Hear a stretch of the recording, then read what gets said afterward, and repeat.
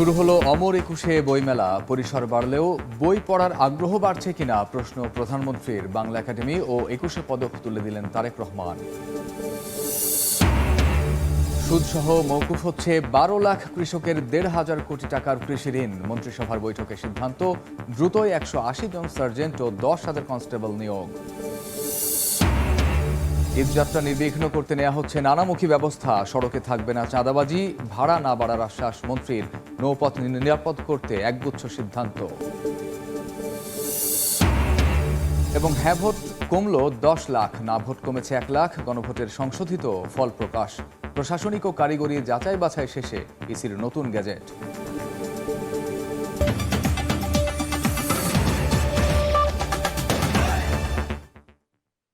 জনপদের সময়ের সঙ্গে আছি আমি কামরুজ্জামান মামুন। শুরু হলো পাঠক লেখকের মহোৎসব অমর একুশে বইমেলা। দুপুরে মেলার উদ্বোধন করেন প্রধানমন্ত্রী তারেক রহমান। বক্তব্যে প্রতি বছর মেলার পরিসর বাড়লেও বই পড়ার অভ্যাস বাড়ছে কিনা প্রশ্ন রাখেন সরকার প্রধান। ঢাকার পাশাপাশি সারা দেশে বইমেলা ছড়িয়ে দিতে প্রকাশকদের প্রতি আহ্বান জানান তারেক রহমান। সাহিত্য চর্চায় অবদানের জন্য 9 জনের হাতে বাংলা একাডেমি সাহিত্য পুরস্কার তুলে দেন প্রধানমন্ত্রী।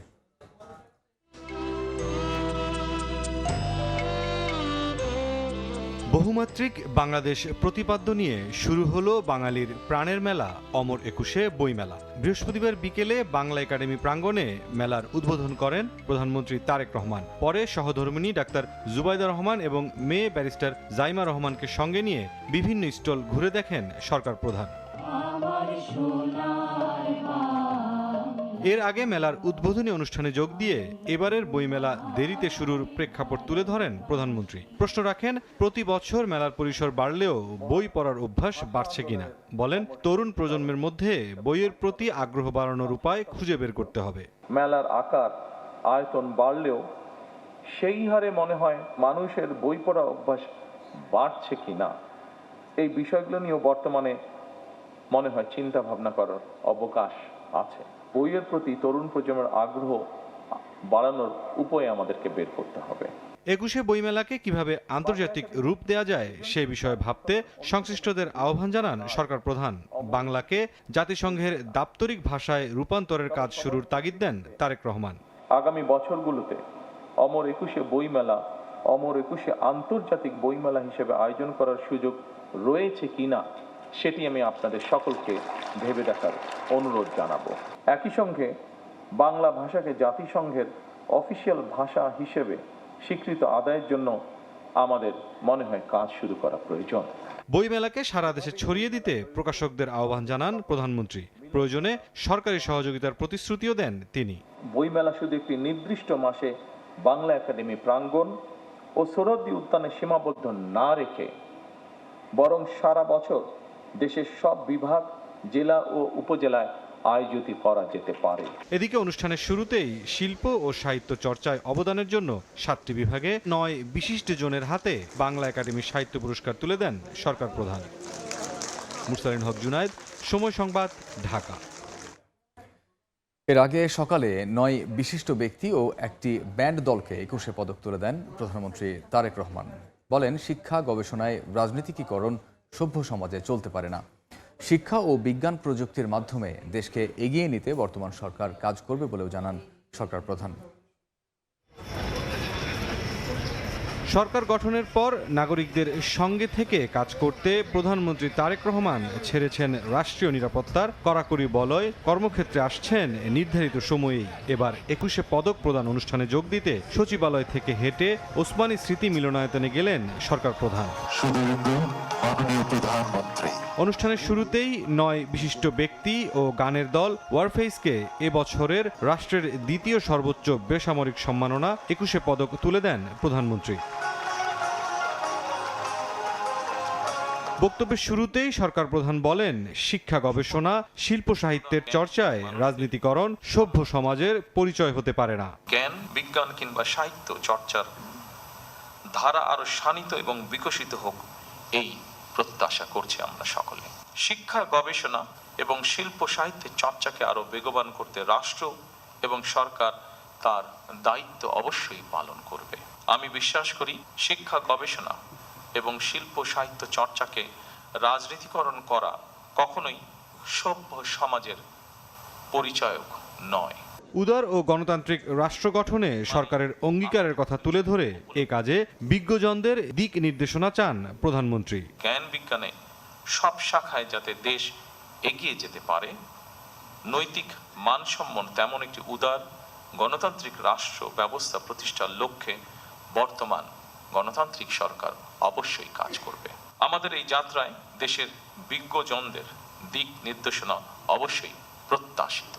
সরকার প্রধান বলেন, কীর্তিমানের সংখ্যা যত বাড়বে ততই সমৃদ্ধ হবে দেশ। রাষ্ট্র তার নিজের প্রয়োজনেই জ্ঞানী গুণী মানুষদের সম্মানিত করে। মুরসালিন হক জুনায়েদ, সময় সংবাদ, ঢাকা। 10,000 টাকা পর্যন্ত কৃষি ঋণ সুদসহ মওকুফের সিদ্ধান্ত নিয়েছে সরকার। প্রধানমন্ত্রী তারেক রহমানের সভাপতিত্বে সচিবালয়ে মন্ত্রিসভার প্রথম বৈঠকে এ সিদ্ধান্ত হয়। মন্ত্রিপরিষদ সচিব জানান, এর ফলে 1,550 কোটি টাকা মওকুফের আওতাভুক্ত হবে, যার উপকার পাবেন 12 লাখ কৃষক। যথাসময়ে প্রশাসনের প্রাণকেন্দ্র সচিবালয়ে আসেন প্রধানমন্ত্রী তারেক রহমান।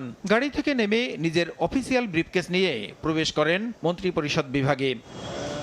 বৃহস্পতিবার সকাল 9:30টায় প্রধানমন্ত্রীর সভাপতিত্বে আনুষ্ঠানিকভাবে মন্ত্রিসভার প্রথম বৈঠক অনুষ্ঠিত হয়। এতে সব মন্ত্রী, প্রতিমন্ত্রী ও সচিব অংশ নেন। বৈঠক শেষে বেসামরিক বিমান পরিবহন ও পর্যটন প্রতিমন্ত্রী জানান, কৃষি ঋণ মওকুফ সংক্রান্ত প্রস্তাবনার অনুমোদন দিয়েছে মন্ত্রিসভা। একটা এজেন্ডা ছিল কৃষি ঋণ নিয়ে, যে সিদ্ধান্তগুলি গৃহীত হলো সেগুলি যাতে সুন্দরভাবে আমাদের ডিস্ট্রিবিউশনগুলি হয়। মন্ত্রিসভার বৈঠক শেষে সচিবালয় থেকে হেঁটে ওসমানী স্মৃতি মিলনায়তনে যান প্রধানমন্ত্রী। 21 পদক প্রদান শেষে দুপুরে কন্যা জাইমা রহমানকে সঙ্গে নিয়ে ফেরেন সচিবালয়ে। এদিন বিকেলে মন্ত্রিপরিষদ সচিব নাসিমুল গনি ব্রিফিংয়ে জানান, শস্য, ফসল, মৎস্য ও পশুপালন খাতে 10,000 টাকা পর্যন্ত কৃষি ঋণ সুদসহ মওকুফের সিদ্ধান্ত নিয়েছে সরকার। এর ফলে 1,550 কোটি টাকা মওকুফের আওতাভুক্ত হবে, আর এতে প্রায় 12 লাখ কৃষক নানাভাবে উপকৃত হবেন। সরকারি বাণিজ্যিক ও বিশেষায়িত ব্যাংক সমূহ এবং বেসরকারি বাণিজ্যিক ব্যাংক সমূহে 25 ফেব্রুয়ারি 2026 পর্যন্ত সুদ সহ কৃষকদের নিকট পাওনা রয়েছে প্রায় 1,550 কোটি টাকা, যা এই মওকুফের আওতাভুক্ত হবে। এর মূল লক্ষ্য হলো দরিদ্র কৃষকদের সামাজিক নিরাপত্তা নিশ্চিত করা। এর আগে বিএনপি সরকারের 1991-96 শাসনামলে কৃষকদের 5,000 টাকা পর্যন্ত কৃষি ঋণ সুদসহ মওকুফ করা হয়েছিল বলেও জানান মন্ত্রিপরিষদ সচিব। প্রক্রিয়ার মাধ্যমে প্রসূন আশিস, সময় সংবাদ, ঢাকা। দ্রুতই 180 জন সার্জেন্ট ও 10,000 কনস্টেবল নিয়োগ দেওয়া হবে বলে জানিয়েছেন স্বরাষ্ট্রমন্ত্রী সালাহউদ্দিন আহমদ। পুলিশ অ্যাসোসিয়েশনের দাবি মেনে পোশাক পরিবর্তনের সিদ্ধান্ত নেওয়া হলে তা জানানো হবে বলেও জানান স্বরাষ্ট্রমন্ত্রী। আজকে 180 জন পুলিশ সার্জেন্ট নিয়োগের জন্য আমরা ক্যামেরা পাচ্ছে না, সেগুলো আগের শূন্য পদ, সেটা খুব শিগগিরই নিয়োগ করা হবে যত পরীক্ষার মধ্য দিয়ে। এর বাইরে আরও আমরা জনবল বৃদ্ধির জন্য চেষ্টা করছি, যেগুলো আমরা অর্থ মন্ত্রণালয়ের ক্লিয়ারেন্স পেলে খুব শিগগিরই আমরা প্ল্যান করতেছি আরও 10,000 নতুন কনস্টেবল নিয়োগ করা হবে দ্রুততার সাথে। এর বাইরে সাব ইন্সপেক্টর এবং পাবলিক সার্ভিস কমিশনের মাধ্যমে এএসপি নিয়োগের আমরা উদ্যোগ নেব, সেটা পরে যথাসময়ে জানাবো। জনপদের সময় আরও থাকছে। ধর্ষণের ঘটনা ধামাচাপা দিতে বাবার কাছ থেকে ছিনিয়ে তরুণীকে হত্যা, সরিষা খেতে মিলল মরদেহ। নরসিংদীতে অভিযুক্ত বখাটেদের খুঁজছে পুলিশ। ঈদযাত্রা নির্বিঘ্ন করতে নেওয়া হচ্ছে নানামুখী ব্যবস্থা। সড়কে থাকবে না চাঁদাবাজি, যানবাহনে বাড়বে না ভাড়া। সচিবালয়ে নৌপথে ঈদযাত্রা নিয়ে সংশ্লিষ্টদের সঙ্গে বৈঠক শেষে একথা বলেন সড়ক, নৌ ও রেলমন্ত্রী শেখ রবিউল আলম।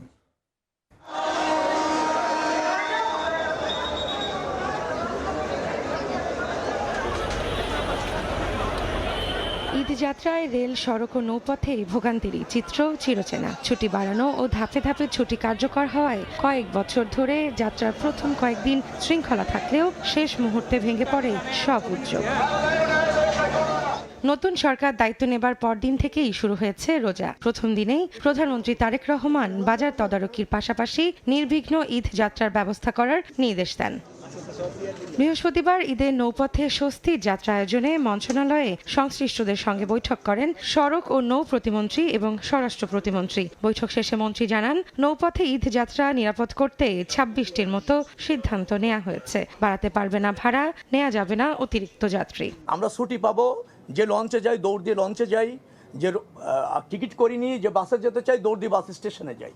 আমাদের এই যাত্রা তো আর পরিবর্তনটা হয়নি, ম্যানারের পরিবর্তন হয়নি। পরিবহনগুলো একটা শৃঙ্খলার সাথে সেটা চলছে এবং যাত্রী বহন করছে, এটা আমাদের সুপারভিশনের দায়িত্ব।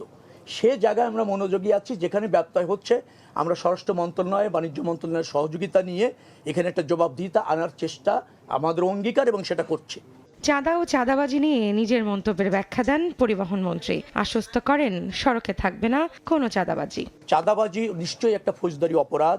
সেটা যদি ঘটে, অভিযোগ থাকলে আমাদের কাজটাকে সেটা হচ্ছে নিশ্চয়ই স্বরাষ্ট্র মন্ত্রণালয় দেখতে পারে, ফৌজদারি অপরাধ হিসেবে ব্যবস্থা নেবে। যান চলাচল যেখানে থাকবে, যানবাহন থেকে সংগ্রহ করার কোনো সুযোগ নেই। ঈদের সড়ক পথের ব্যবস্থাপনা নিয়েও আলাদা বৈঠকে বসবে মন্ত্রণালয়। রৌনক নিয়ন্তা, সময় সংবাদ, ঢাকা। আর্থিক খাতে চলমান থাকবে সংস্কার কাজ। বন্ধ কারখানা চালুতে সহযোগিতার আশ্বাস দিয়েছেন নতুন গভর্নর। কর্মসংস্থান তৈরি, মূল্যস্ফীতি, উচ্চ সুদহার নিয়ন্ত্রণ ও দফতরগুলোর সমন্বয়ে গভর্নর গুরুত্ব দিয়েছেন বলে জানান কেন্দ্রীয় ব্যাংকের মুখপাত্র। বৃহস্পতিবার সকাল 10:40 বাংলাদেশ ব্যাংকে আসেন নতুন গভর্নর মোস্তাকুর রহমান। ব্যক্তিগত গাড়িতে কেন্দ্রীয় ব্যাংকে প্রবেশ করেন তিনি। তাকে স্বাগত জানান ডেপুটি গভর্নর ও গভর্নর কার্যালয়ের উচ্চপদস্থ কর্মকর্তারা।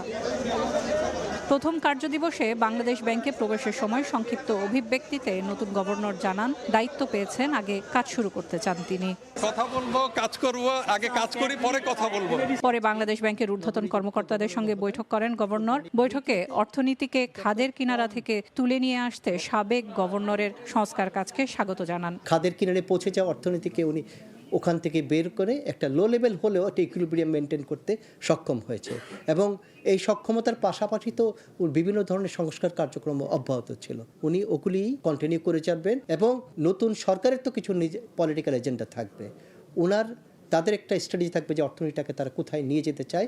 কর্মসংস্থান তৈরির, উচ্চ সুদের হার ও মূল্যস্ফীতি নিয়ন্ত্রণে গুরুত্ব দিয়ে বৈঠকে বন্ধ কারখানা চালুর বিষয়ে গুরুত্ব পেয়েছে বলেও জানান মুখপাত্র। বেশ কিছু কল কারখানা আমরা গত 1.5 বছরে বন্ধ হতে দেখেছি। এই পলিটিক্যাল আনস্টেবিলিটি সহ ডলার প্রাইসিং বিভিন্ন কারণে বন্ধ হয়ে গিয়েছে। ইকোনমিককে যদি বুস্ট আপ করতে হয় তবে এই কলকারখানাগুলোকে অবশ্যই চালু করতে হবে। এই ব্যাপারে বাংলাদেশ ব্যাংক উদ্যোগ গ্রহণ করবেন। ব্যবসায়িক সব ধরনের সংশ্লিষ্টতা থেকে সরে এসে মোস্তাকুর রহমান গভর্নরের দায়িত্ব নিয়েছেন বলে জানিয়েছে বাংলাদেশ ব্যাংক। সেলিয়া সুলতানা, সময় সংবাদ, ঢাকা। জনপদের সময় আরও থাকছে। অস্বাস্থ্যকর পরিবেশে বিএসটিআইয়ের অনুমোদন ছাড়া সেমাই উৎপাদন চট্টগ্রাম ও নারায়ণগঞ্জে 5 কারখানায় ভ্রাম্যমাণ আদালতের অভিযান, প্রায় 5 লাখ টাকা জরিমানা। জুলাই জাতীয় সনদ বাস্তবায়নের লক্ষ্যে অনুষ্ঠিত গণভোটের ফলাফলে বড় ধরনের সংশোধনী এনেছে নির্বাচন কমিশন। নতুন সংশোধনী অনুযায়ী পূর্বে ঘোষিত ফলাফলের তুলনায় হ্যাঁ এবং না উভয় ভোটের সংখ্যাই কমেছে। বৃহস্পতিবার নির্বাচন কমিশনের সিনিয়র সচিব আখতার আহমেদ স্বাক্ষরিত গেজেট প্রকাশ করে। সংশোধিত ফলাফল বিশ্লেষণ করে দেখা গেছে আগের তুলনায় 9,74,680টি হ্যাঁ ভোট কমেছে, অন্যদিকে না ভোটের সংখ্যা কমেছে 1,11,495টি। তবে বৈধ ভোট কমলেও বাতিল করা ভোটের সংখ্যা আগের চেয়ে 12,559টি বেড়েছে। সার্বিকভাবে মোট প্রদত্ত ভোটের সংখ্যা 10,73,616টি কমেছে। নির্বাচন কমিশন এই সংশোধনীর সুনির্দিষ্ট কারণ উল্লেখ না করলেও জানিয়েছে কমিশনের আদেশক্রমেই এই সংশোধনী গেজেট প্রকাশ করা হয়েছে। গত 12 ফেব্রুয়ারি জাতীয় সংসদ নির্বাচনের পাশাপাশি অনুষ্ঠিত হয় গণভোট। বর্তমান সরকার স্বাস্থ্য খাতকে অত্যন্ত গুরুত্ব ও অগ্রাধিকার দিয়েছে জানালেন স্বাস্থ্য প্রতিমন্ত্রী doctor M A Muhith. Sirajganj general হাসপাতাল পরিদর্শন শেষে তিনি কথা বলেন। এ সময় স্বাস্থ্য খাতের বাজেট বৃদ্ধি সহ তৃণমূলে 1 লাখ ডাক্তার নিয়োগ ও গ্রামাঞ্চলে সেবাকে আরও উন্নত করতে প্রশিক্ষণ দেওয়ার কথাও জানান স্বাস্থ্যমন্ত্রী। নির্বাচনী ইশতেহারে স্বাস্থ্য খাতকে আমরা অত্যন্ত গুরুত্ব এবং অগ্রাধিকার দিয়েছি। স্বাস্থ্য খাতে বাজেট বৃদ্ধি সহ একেবারে তৃণমূল পর্যায়ে সেবা দেওয়ার জন্য আমরা 1 লক্ষ স্বাস্থ্যকর্মী নিয়োগ করব। এবং সেই সাথে তৃণমূলে এই সেবাকে উন্নত করার জন্য এদেরকে প্রশিক্ষণ দেওয়া, এদের নিয়মিত যেন তারা চাকরিস্থলে থাকে, যন্ত্রপাতি ওষুধপত্রের সাপ্লাই বাড়ানো, এগুলো সব কিছুই সেখানে আছে। যে লোকবল আছে সেগুলোরও সর্বোচ্চ ব্যবহার আমরা এখনও নিশ্চিত করতে পারিনি। সুতরাং আমরা সেটাও এনশিওর করার চেষ্টা করছি যে আমাদের যে লোকবল আছেন তারা যেখানে পোস্টেড সেখানে যেন তাদের পাওয়া যায়। দেখছেন জনপদের সময়। নরসিংদীতে ধর্ষণের ঘটনা ধামাচাপা দিতে তরুণীকে বাবার কাছ থেকে ছিনিয়ে নিয়ে হত্যার অভিযোগ উঠেছে বখাটেদের বিরুদ্ধে। কয়েকদিন আগে স্থানীয় বখাটে নুরার নেতৃত্বে 5 থেকে 6 জনের একটি বখাটে দল কর্মস্থল থেকে বাড়ি ফেরার পথে মেয়েটিকে তুলে নিয়ে ধর্ষণ করে। এরপর ঘটনা ধামাচাপা দিতে বাবার কাছ থেকে ছিনিয়ে নেওয়া হয় তরুণীকে। খোঁজাখুঁজির পর সরিষা খেতে মেলে মরদেহ। এ ঘটনায় দোষীদের দৃষ্টান্তমূলক শাস্তি দাবি করেছেন স্বজনরা। তদন্ত করে জড়িতদের বিরুদ্ধে আইনি ব্যবস্থার আশ্বাস পুলিশের। দেখছেন জনপদের সময়। অস্বাস্থ্যকর পরিবেশে সেমাই উৎপাদনের অভিযোগে চট্টগ্রাম ও নারায়ণগঞ্জের 5টি কারখানাকে জরিমানা করেছেন ভ্রাম্যমাণ আদালত। দুপুরে চট্টগ্রাম নগরীর বাকলিয়া এলাকায় অনুমোদনহীন 3টি কারখানায় অভিযান চালানো হয়। এ সময় অস্বাস্থ্যকর পরিবেশে সেমাই উৎপাদন করায় 3,60,000 টাকা জরিমানা করেন ভ্রাম্যমাণ আদালত। এছাড়া নারায়ণগঞ্জ সদরে শহীদনগর এলাকায় 2টি কারখানায় নিরাপদ খাদ্য অধিদপ্তর, র্যাব ও জেলা প্রশাসনের যৌথ অভিযান চলে। অস্বাস্থ্যকর পরিবেশ ও বিএসটিআইয়ের অনুমোদন না থাকায় 2টি কারখানাকে 1,25,000 টাকা জরিমানা করা হয়। জনপদের সময়ের শীর্ষ সংবাদগুলো জানিয়ে দিচ্ছি আরেকবার। শুরু হলো অমর একুশে বইমেলা। পরিসর বাড়লেও বই পড়ার আগ্রহ বাড়ছে কিনা প্রশ্ন প্রধানমন্ত্রীর। বাংলা একাডেমি ও 21 পদক তুলে দিলেন তারেক রহমান। সুদসহ মওকুফ হচ্ছে 12 লাখ কৃষকের 1,500 কোটি টাকার কৃষি ঋণ। মন্ত্রিসভার বৈঠকে সিদ্ধান্ত, দ্রুতই 180 জন সার্জেন্ট ও 10,000 কনস্টেবল নিয়োগ। এবং ঈদযাত্রা নির্বিঘ্ন করতে নেওয়া হচ্ছে নানামুখী ব্যবস্থা। সড়কে থাকবে না চাঁদাবাজি, ভাড়া না বাড়ার আশ্বাস মন্ত্রীর। নৌপথ নিরাপদ করতে একগুচ্ছ সিদ্ধান্ত।